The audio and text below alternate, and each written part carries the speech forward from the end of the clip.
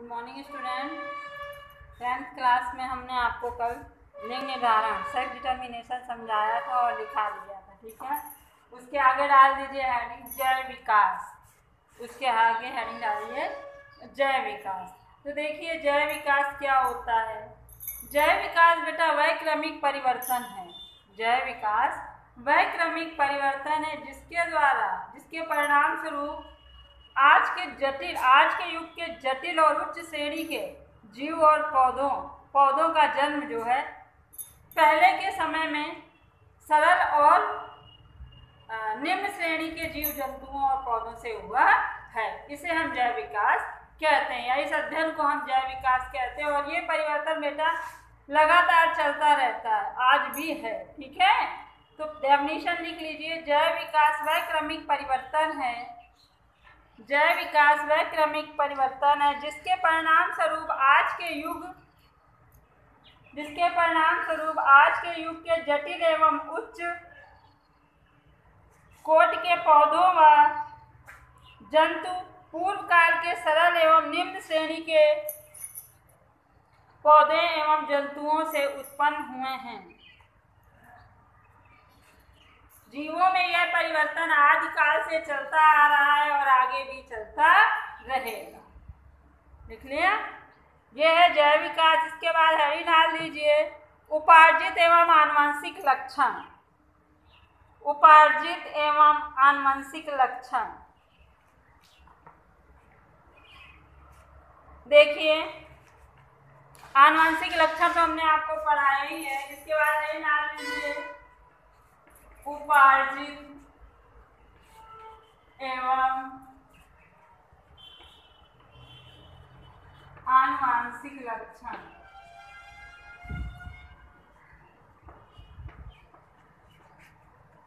ठीक है, तो देखो बेटा उपार्जित एवं आनुवंशिक लक्षण, देखिए वे लक्षण जो जीनी नियंत्रण में होते हैं और एक पीढ़ी से दूसरी पीढ़ी में ट्रांसफर होते रहते हैं या स्थानांतरित होते रहते हैं, इसे हम आनुवंशिक लक्षण कहते हैं। बताया था ना कि एक पीढ़ी से दूसरी पीढ़ी में लक्षण जो हैं स्थानांतरित होते हैं, उन्हें आनुवंशिक लक्षण कहते हैं, ठीक है। तो डेफिनेशन लिखिए पहले आनुवंशिक लक्षण की कि वे लक्षण जो जीनी नियंत्रित होते हैं, वे लक्षण जो जीन नियंत्रण में होते हैं और एक पीढ़ी से दूसरी पीढ़ी में स्थानांतरित होते रहते हैं, आनुवंशिक लक्षण कहलाते हैं। आनुवंशिक लक्षण कहलाते हैं,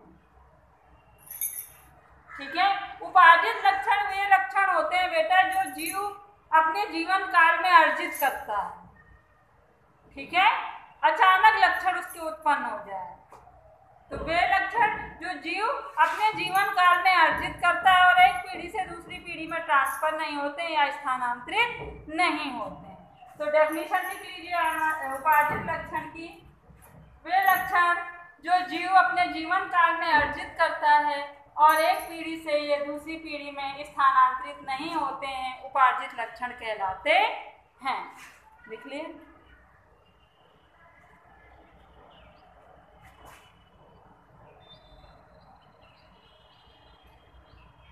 ठीक है। अब बेटा उपार्जित लक्षण को हम कई उदाहरणों से समझ सकते हैं, सिर्फ सुन लीजिए, लिखाएंगे नहीं, लिखाएंगे सिर्फ दो ही। देखिए उपार्जित लक्षण जो होते हैं, जैसे जीवन में अचानक लक्षण उत्पन्न हो जाता है उसे उपार्जित लक्षण कहते हैं। आगे बात समझ में, जैसे एक वैज्ञानिक थे वीजमान, ठीक है। इन्होंने एक प्रयोग किया था अपना और उस प्रयोग में इन्होंने बताया था कि अगर हम चूहों की पूंछ लगातार हर पीढ़ी में काटते रहते हैं, फिर भी जो आगे वाली जनरेशन है वो क्या है, पूंछ वाली भी उत्पन्न होती है, बिना पूंछ वाली उत्पन्न नहीं होती है। आगे बात समझ में। इसके बाद कई वैज्ञानिकों ने अपने अपने मत दिए, ठीक है। और इसमें एक वैज्ञानिक का नाम बहुत ज़्यादा क्वेश्चन पूछा जाता है, Charles Robert.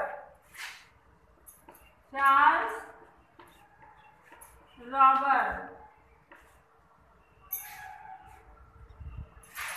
Robert Darwin.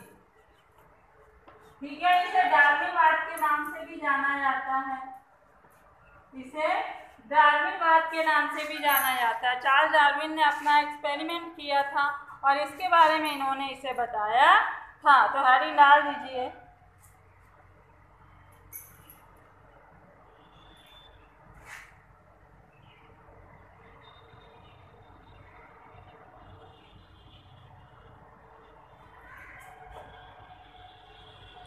Charles Darwin लिखिए। चार्ल्स डार्विन ने अपने सिद्धांत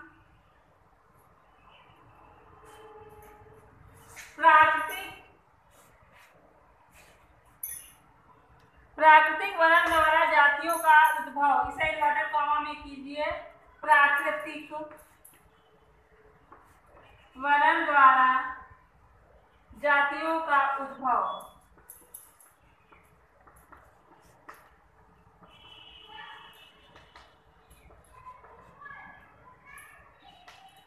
ऐसे इन्वर्टेड कॉमा में इसे कर दीजिए। ये इनका सिद्धांत है, इन्होंने अपनी पुस्तक लिखी थी। द्वारा उद्भव में जैव विकास के सिद्धांत को प्रस्तुत किया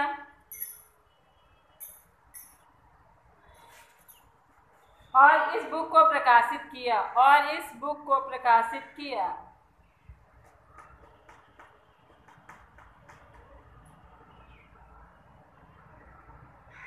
आगे डाल दीजिए। ये पूरा एक क्वेश्चन है बेटा, यहाँ से लॉन्ग क्वेश्चन है। अब इसी में पहली हेडिंग डालिए। पहले हेडिंग क्या डाल दीजिए, ऐसे डाल दीजिए, प्राकृतिक वर्ण का सिद्धांत।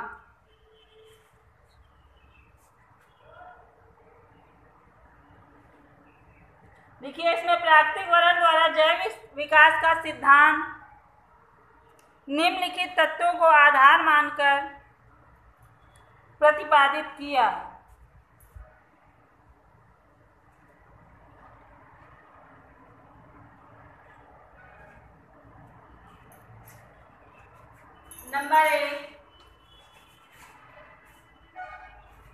नंबर एक हेडिंग डालिए, जीवों में संतानोत्पत्ति की प्रचुर क्षमता। जीवों में संतानोत्पत्ति की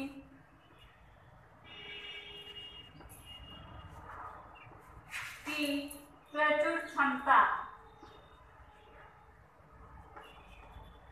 तो देखो बेटा, ये पहली हेडिंग है, लॉन्ग क्वेश्चन है पूरा चार्ल्स डार्विनवाद का। ठीक है, तो देखो, चार्ल्स डार्विन ने जैव विकास के सिद्धांत को समझाने के लिए जब ये बात कही कि जीवों में संतानोत्पत्ति की प्रचुर क्षमता होती है, यानी कि जीवों में संतान उत्पन्न करने की क्षमता बहुत अधिक होती है, लेकिन निम्न श्रेणी के जो जीव होते हैं उनमें संतान उत्पन्न करने की संख्या इतनी ज़्यादा होती है कि अगर वो सभी जीव जीवित रहे तो दुनिया में सिर्फ उसी जात के जीव दिखाई देंगे।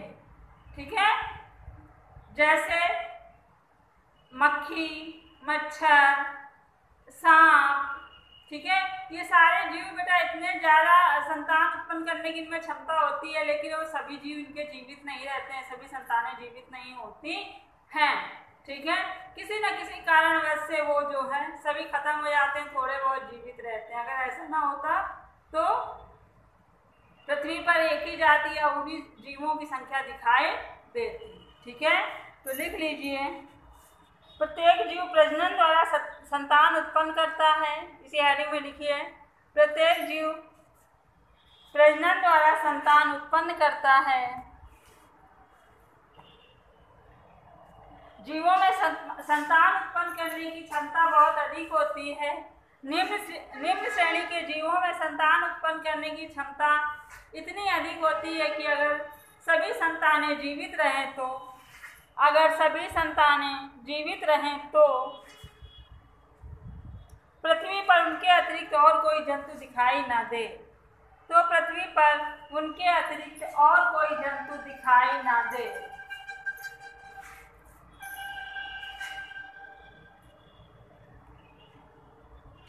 परंतु ऐसा नहीं होता।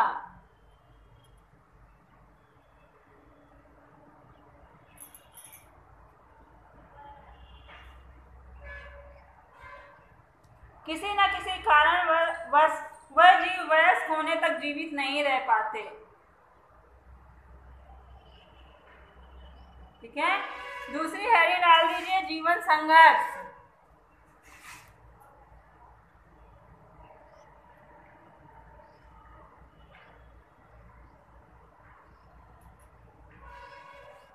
दूसरी लाइन डाल दीजिए जीवन संघर्ष। ठीक है, तो जीवन संघर्ष का मतलब बेटा क्या हुआ कि प्रत्येक जीव की जो संतानें होती हैं, जैसे ही वह जन्म लेती हैं तो भूख, खाना, पानी, भोजन, कहने का मतलब है रहने के लिए स्थान, प्रकाश, भोजन आदि के लिए वह जीवन संघर्ष करने लगती है, लड़ने लगती है। भोजन, बेचारी इतना छोटा बच्चा, उसे दूध की चाहिए। ठीक है, तो इन सब चीज़ों के लिए जो संघर्ष करते हैं, ठीक है, जीवन संघर्ष करते हैं भोजन, स्थान और तापमान, प्रकाश आदि के लिए, मगर ये पर्याप्त है, सबको उचित मात्रा, सबको तो मिल नहीं सकता। तो जो भोजन के लिए वो संघर्ष करते हैं, जीवित रहने के लिए जो संघर्ष करते हैं, उसे जीवन संघर्ष कहते हैं। आगे बात समझ में, यह 3 प्रकार से होता है, अंतःजातीय, अंतराजातीय और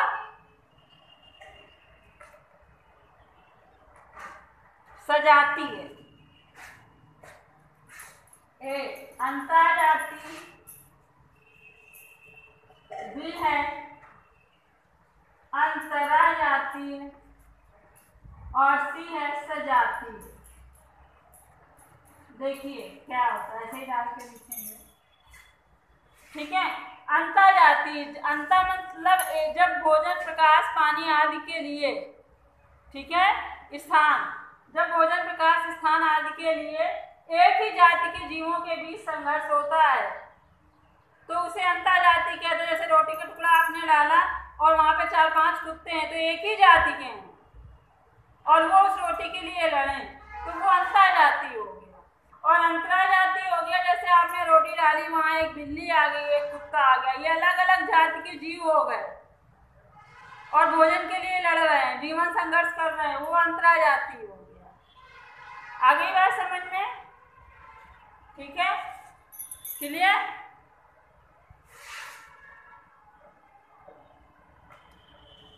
तो लिख लीजिए पहले, सभी जीवों को जीवित रहने के लिए स्थान, प्रकाश, भोजन आदि की आवश्यकता होती है, परंतु सीमित स्थान तथा भोजन के कारण यह संभव नहीं हो पाता।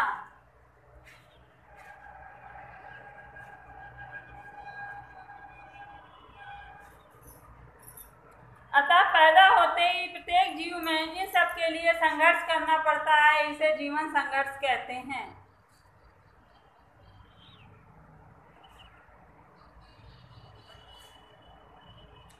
अगली लाइन से लिखिए, यह संघर्ष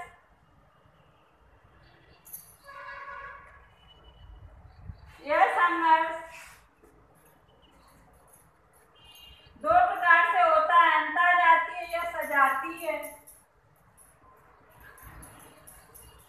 और दूसरा अंतराजातीय। लिख लिया? अंतःजातीय में लिखेंगे जब एक ही जाति के बीच भोजन के लिए संघर्ष होता है तो उसे अंतःजातीय कहते हैं। और अंतराजातीय में लिख लीजिए जब अलग अलग जातियों में भोजन आदि के लिए संघर्ष होता है तो उसे अंतराजातीय कहते हैं। हो गया?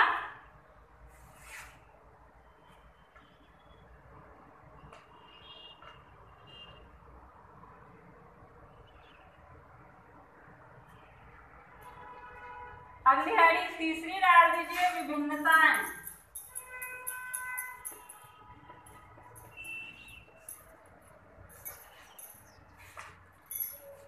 देखो प्रत्येक जाति में बेटा जीवों में विभिन्नताएं मिलती हैं। जैसे मानव है सब मानव, लेकिन सब अलग अलग शकल के हैं, अलग अलग उनकी बॉडी स्ट्रक्चर है, सब अलग अलग विभिन्नता है ना। और इन विभिन्नताओं के कारण जीव जो है वातावरण के अनुसार अनुकूलित हो पाता है। जैसे आप ऑस्ट्रेलिया जाइए, फॉरेन जाइए तो वहाँ के लोग गोरे मिलेंगे क्योंकि वो वहाँ के माहौल पे ढले हुए हैं। समझ में आ रहा है? वेस्ट इंडीज जाइए, केरल जाइए, यहाँ के लोग काले मिलते क्योंकि यहाँ का टेम्परेचर बहुत ज़्यादा है, तापमान ज़्यादा होता है और वहाँ को अनुकूलित रहने के लिए शरीर को अपने आप को वैसा ही बनाना पड़ता है। बात समझ में आई? जैसे यहाँ आई है तो यहाँ पे गोरे काले सभी मिलेंगे, क्यों? क्योंकि यहाँ गर्मी सर्दी बरसात सारे मौसम होते हैं। क्लियर हुई बात समझ में? तो इस कारण जो विभिन्नताएं आती हैं, मतलब इन सब चीज़ों से लड़ने के लिए, जीवन संघर्ष करने के लिए शरीर में विभिन्नताएं उत्पन्न होती हैं। ठीक है, लिख लीजिए। प्रत्येक जाति के जीवों में विभिन्नताएं होती हैं। इन्हीं विभिन्नताओं के कारण कुछ जीव वातावरण के अनुसार अनुकूलित रहते हैं। जीव वातावरण के अनुसार अनुकूलित रहते हैं। जो विभिन्नताएं उत्पन्न होती हैं वो संतानों में वंशानुगत होती हैं, जिससे संतान भी उसी वातावरण के लिए अनुकूलित हो जाते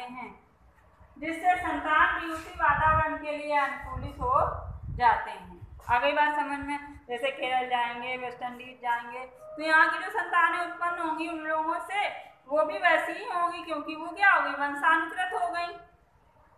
ठीक है।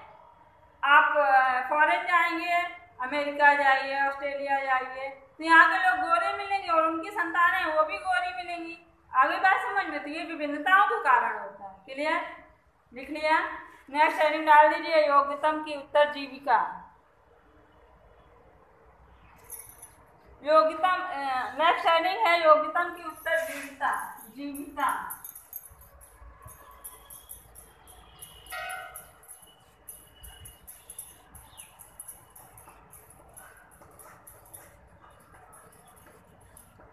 देखिए, योग्यतम की उत्तरजीविका का मतलब हो गया जो योग्य है, जो बेटा जीवन संघर्ष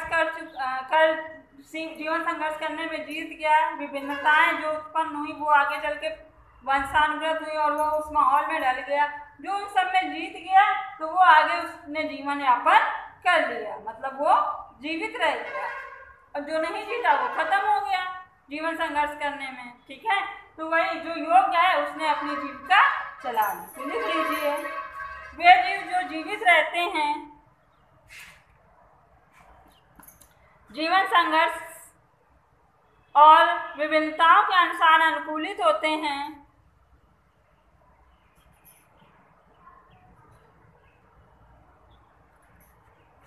शेष जीवन संघर्ष में और विभिन्नताओं में अनुकूलित न होने पर वे नष्ट हो जाते हैं।